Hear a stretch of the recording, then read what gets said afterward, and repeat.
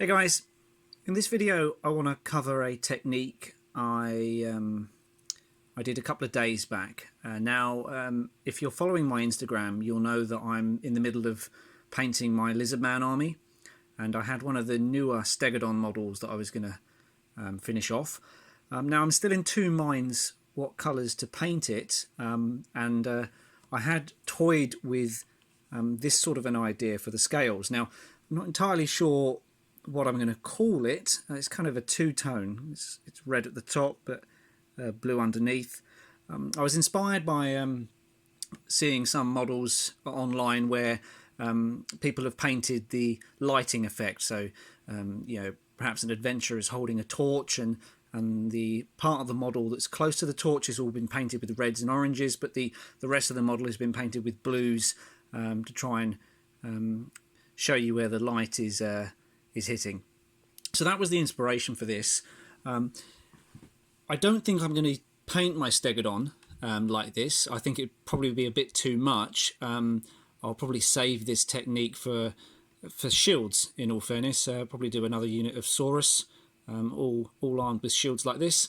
But I thought I'll probably show you how I did this, also for my own benefit. I don't forget when it comes to actually painting the unit in the future. So all I've done so far is painted another shield with Naggaroth Knight. It's a very dark purple, and for the next step what I'm going to do is just do a pretty simple what could loosely be described as a dry brush of this Xereus purple. So I'm just going to grab some here, wipe a little bit off, and then very quickly. So that's really the first stage. If I focus in there, yeah, so I'll catch you guys in a second. So once that layer's dried, and it will dry pretty quickly, I'm going to do a tiny highlight here. There's a good argument to say that there's not really much point considering the rest of the stages of the shield, but I always try and aim for whatever I'm painting having three parts to it: a base, a mid-tone, and a highlight. So what I'm going to do here is just mix some of the purple we've just used and add a tiny bit of I was about to call it bleach bone, but it's screaming skull.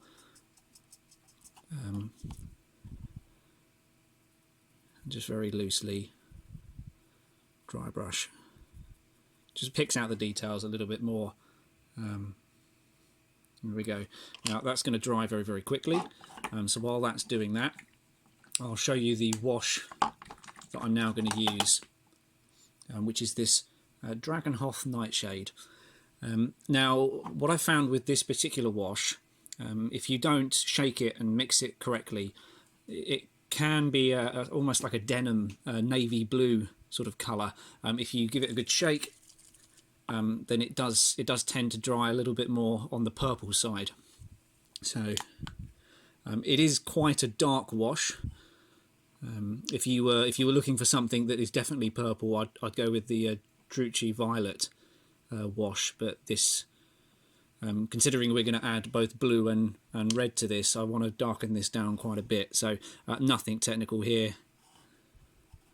Just gonna say slap it on, but I've put too much on. I'm literally slapping it on. Let's take some of it off.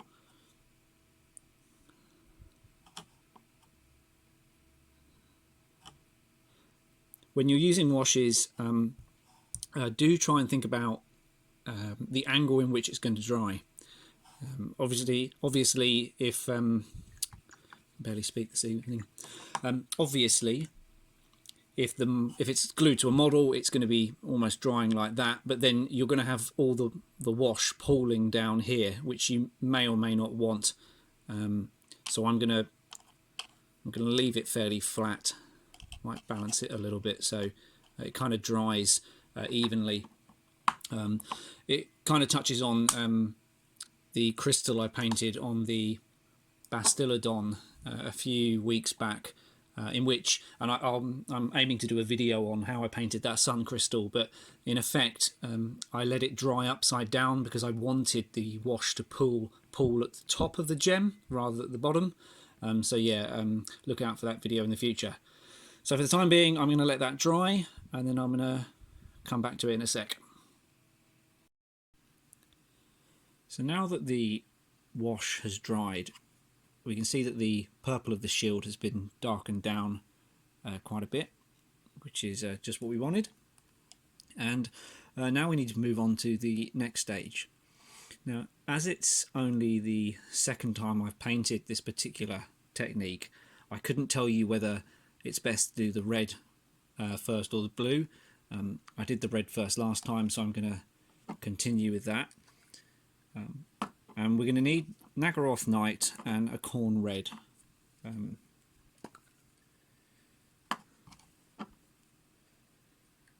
Now the idea here is, if you look at the top of the shield, what can you see from the very top? We're going to try and pick those bits out with a mix that starts off more on the purple side.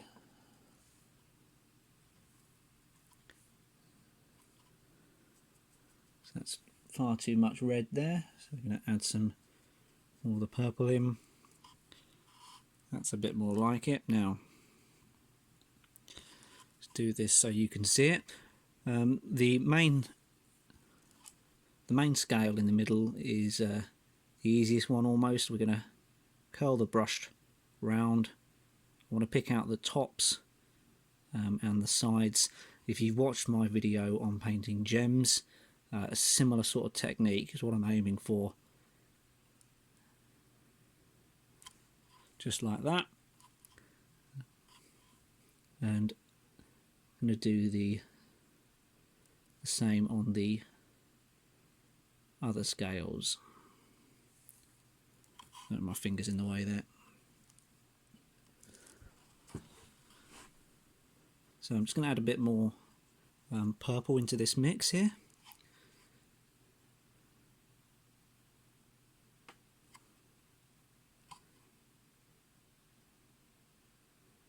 So we're just picking out the tops, and then I would run the brush just sort of quite loosely over the top, just like that. Need to get these scales here as well. Got a bit of water.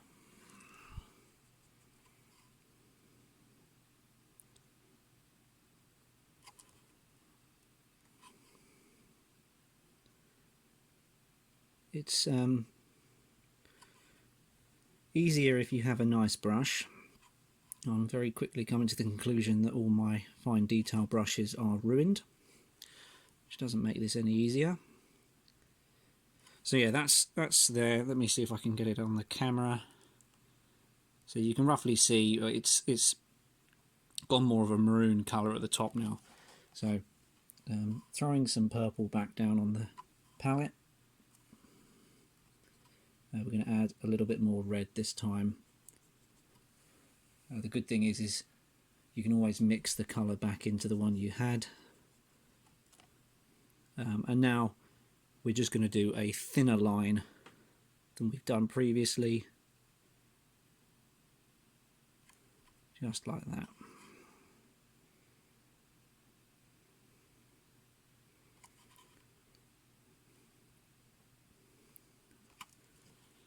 So you can see that's all I've done there.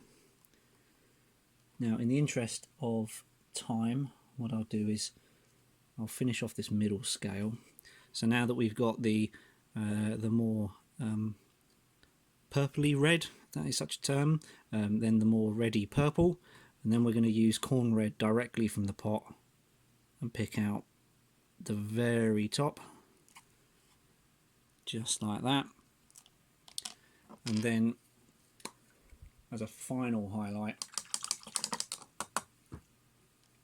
I've got this Evil Sunz Scarlet, and all I want to do is, if you can see here, pick out the very top of this.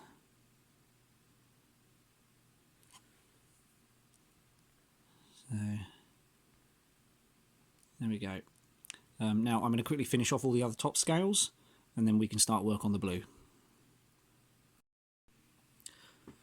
So once all of those are done, you can see as I turn it towards the on its axis here a little, it looks completely red at the top almost, but then it turns to purple as we turn it upside down. So now we get to go on to the blue stage, and we're going to do basically what we did with the reds but in reverse. So I'm using Caledor Sky and Naggaroth Night, and we want to mix up a blue that's heavier on the purple to begin with. So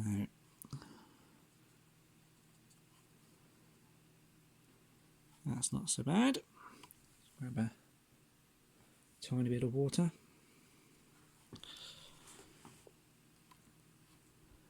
So again, what I'm going to do is I'm going to curl underneath. You start off with a fairly thick line. Might grab a little bit more purple for the middle scale.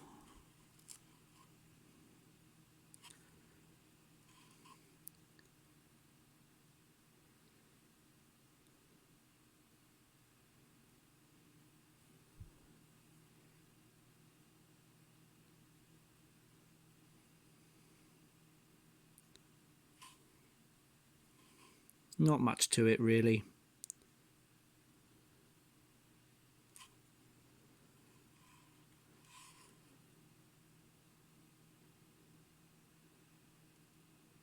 I'll go up just up here as well, add some blue underneath this bit because it would be shaded there. Let's have a quick look how that is. Now I think I've made it a little bit too heavy on the blue side, so I'm going to dab some purple back into the middle of these scales here.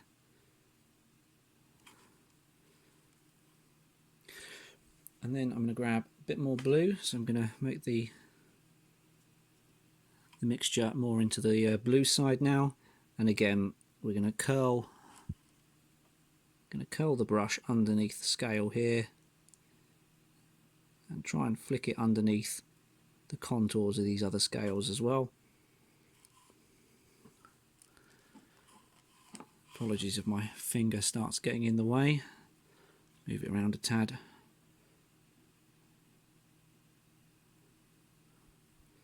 So again, all we're doing is trying to capture all the bits that would be in shadow if the light was coming from the very top.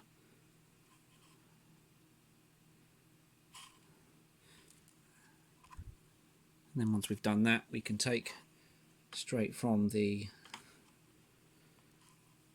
blue pot and do much as we've done with the red. A very fine line here.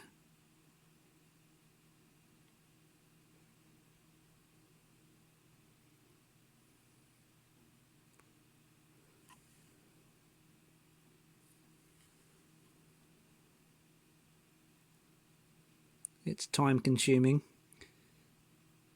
partly why I didn't want to do the Stegadon like this, because you have to paint every scale individually to get that effect.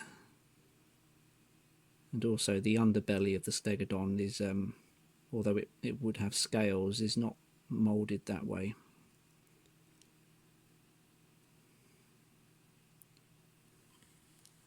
So there we are. Obviously the paint is still slightly shiny due to the fact that it's wet. Then I've got Teclis blue. Let me close those up now.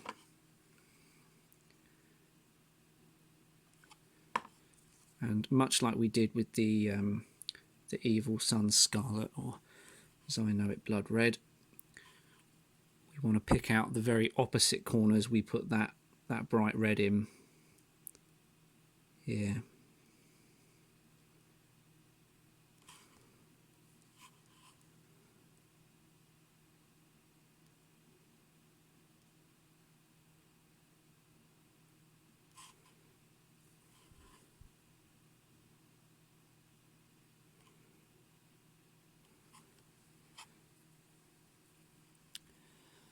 So now we've got, if I get that straight on, as we tilt it forward it turns red, and we tilt it backwards it turns blue, if still a little shiny due to the paint. But in the middle it's roughly in between. Now it's up to you how you would imagine this sort of being in real life, whether if you're just painting these to be a piece that's capturing the light, then I should imagine you could leave it as it is. If you're painting this in the mindset that this is a two-tone, that it's actually changing colour, then you might want to add a couple of dots of white, perhaps in the top corners, to show that it's shiny. Again, you could throw in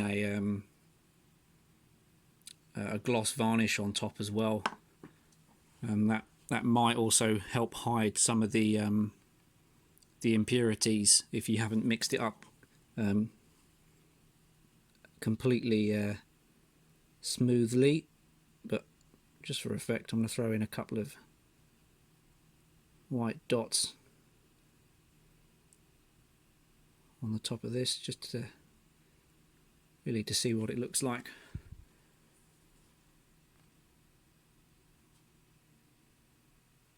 So it might give it a bit more of a shine to it if that's what you're going for, or you could just leave it as it is here. But that is my yet to be named technique. I think I'll probably go with two-tone scales in the end. I hope you liked the video. Hopefully one day I'll get a whole unit done with these shields. I think that will look quite effective. So yeah, if you liked it, leave a like, let me know what you think, and I'll catch you in the next video.